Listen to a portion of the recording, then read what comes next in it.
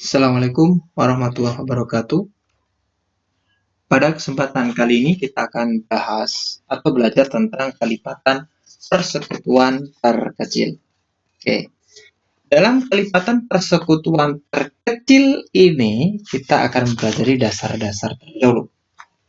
Kita ingat, di sekolah dasar dan sekolah menengah pertama, kita telah mempelajari kelipatan persekutuan terkecil atau KPK dari dua bilangan bulat.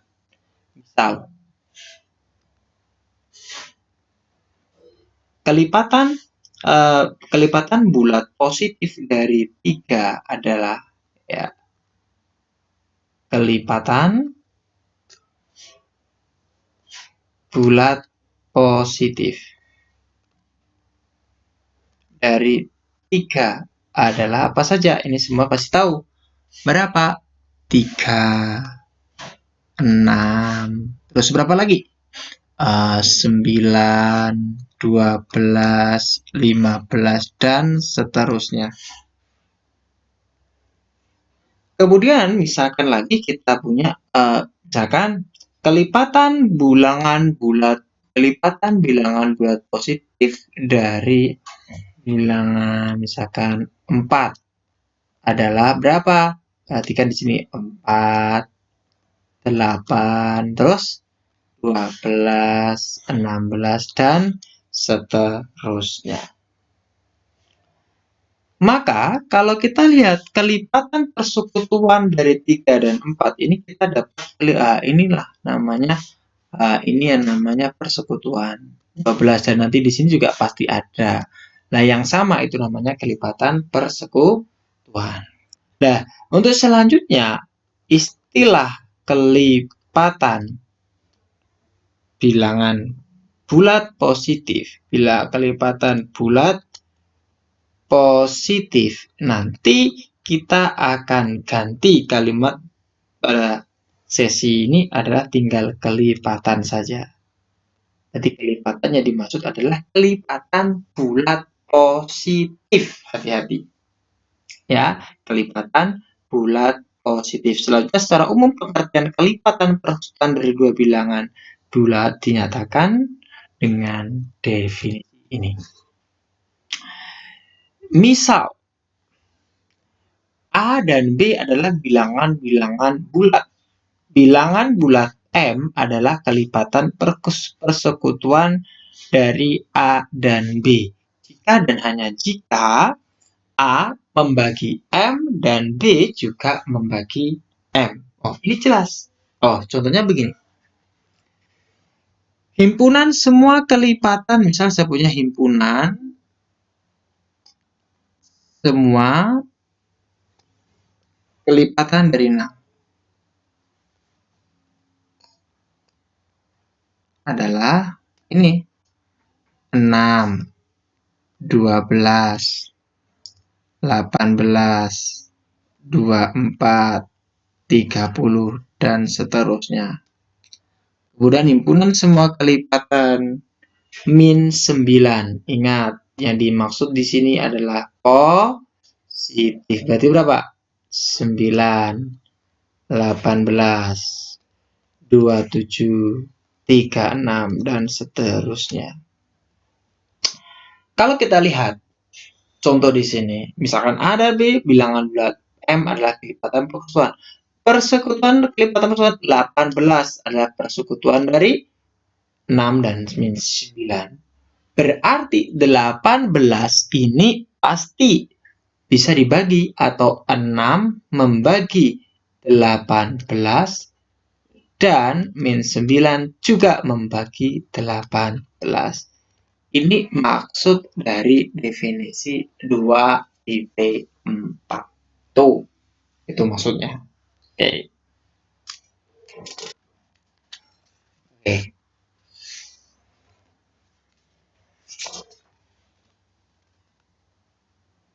Dalam himpunan bagian dari himpunan bilangan-bilangan bulat positif selalu mempunyai anggota terkecil.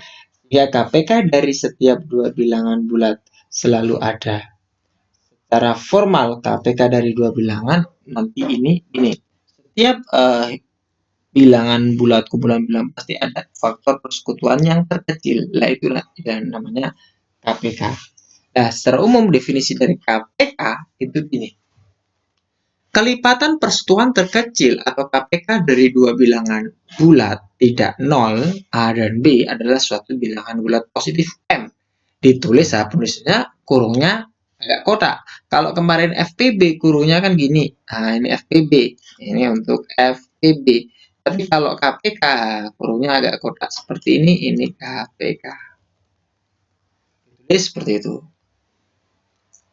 Dia dinamakan KPK. A dan B memiliki KPK M apabila memenuhi A membagi M dan B membagi M. Atau juga A membagi C dan B membagi C, di mana C harus lebih dari M. Seperti itu. Nah, ini. Oke. Maksud dari sini maka apa? Berarti maka bisa kita pahami bahwa ketika saya punya contoh KPK dari 6 dan 8, semua orang pasti tahu KPK-nya adalah 24.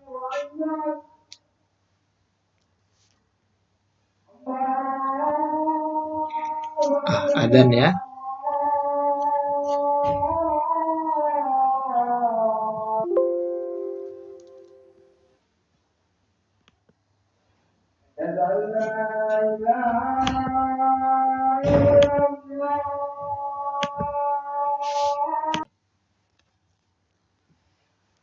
Oke, KPK dari 6 dan 8 adalah 24. Kenapa? Karena kita lihat di sini,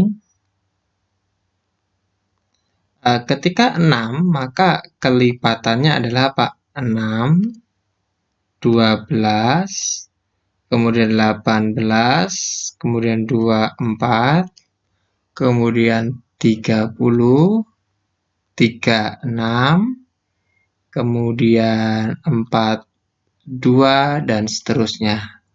Untuk yang 8, kelipatannya adalah 8, 16, 24, 32, kemudian 40, 48, dan seterusnya. Di sini juga 48 dan seterusnya. Nah, berarti KPK-nya di sini adalah yang paling kecil adalah 24. Oke, meskipun ada sebenarnya persekutuan yang lain. Berarti di sini ketika ada sebuah 6 dan 8 memiliki KPK 24 secara definisi di sini, maka 6 pasti membagi 24 dan nah gitu kan, 8 juga membagi 24. Kemudian jika A membagi C dan B membagi C, berarti kan jika ada suatu kelipatan dari A dan B yang sama-sama bisa dibagi A dan B, dan itu harus lebih dari C, tidak ada yang kurang dari. Berarti di sini kita cari angka yang kurang dari 24 yang bisa dibagi 6 dan 8 bareng-bareng, itu tidak ada. Yang ada hanya apa? 4 yang lebih besar, misalkan 48. Berarti 48 dari 6 bisa membagi 48 dan 8 juga bisa membagi 48. Karena apa? Karena 48 ini lebih dari berapa? Lebih dari 24. Nah, ya kurang dari 24 tidak mungkin ada. Nah, mungkin bisa dibagi 6 tapi tidak bisa dibagi dengan 8. Seperti itu. Itu syarat sebuah KPK. Oke. Dan kemudian di sini kita lihat secara teorema selanjutnya di sini, jika C adalah suatu kelipatan persekutuan dari dua bilangan bulat tidak 0, A dan B, maka KPK dari A dan B membagi dari C. C kelipatan persekutuan dari dua bilangan. Contohnya tadi. Kalau contohnya tadi di sini kita lihat 48 adalah faktor persekutuan, ya kan? Berarti logikanya misalkan gini. Jadi 6 dan 8, 6 dan 8, 6 dan 8 kan tadi ada 6 dan seterusnya, ada 24 dan seterusnya sampai 48 dan seterusnya. Kemudian 8 itu 8 dan seterusnya sampai 24 dan seterusnya, ada juga 48.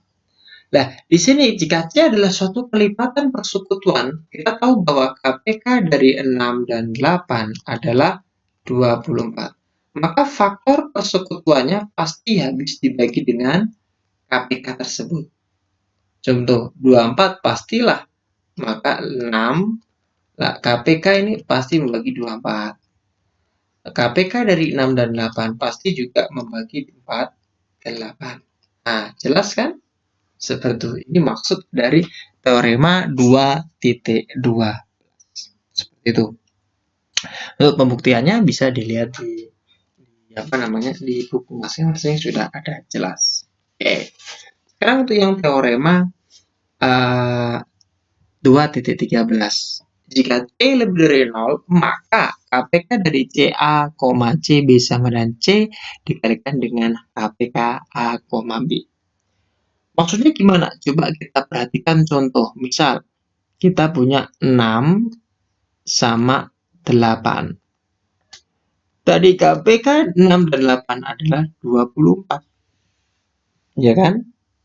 Sekarang saya kepingin KPK dari 2 kali 6, 2 kali 8.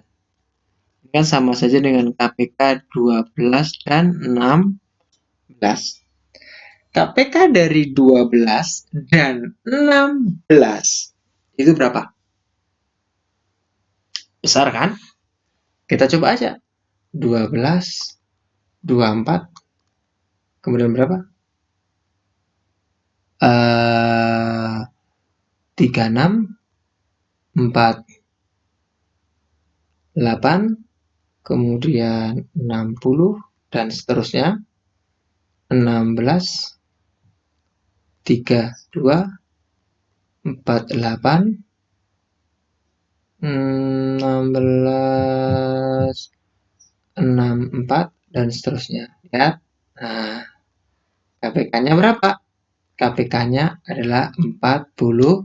Nah, 48 kan bisa saya tulis 2 kali 24. Dan 24 ini adalah KPK dari 6 dan 8. Berarti 2, 6, 8. Seperti itu.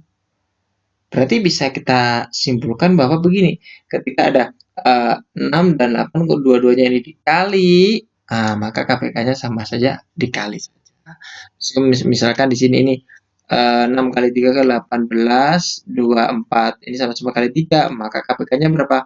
Ya 3 kali 24. Seperti itu saja. Ya, ini untuk mempermudah. Oke, itu untuk teorema 2.3. Oke. Kemudian yang terakhir, jika A dan B bilangan-bilangan bulat yang keduanya positif, maka FPB dari A dikalikan dengan KPK dari AB adalah AB. Contoh begini. Contoh ya. Ada dua bilangan. A, misalkan itu tadi 6 dan 8. 6 tadi kan bisa kita tulis 6, berarti 12, 18, 24, 30, 36, 42, 48, dan seterusnya. 8 itu kan 8, 16, 24, 32, 40, 48, dan seterusnya. Kalau kita cari FPP dari 6 dan 8, kita butuh apa? Oh, sorry. Kalau FPB kita butuh apa? Coba kita butuh gini. 6 itu kan bisa dibentuk jadi faktor-faktornya adalah 1,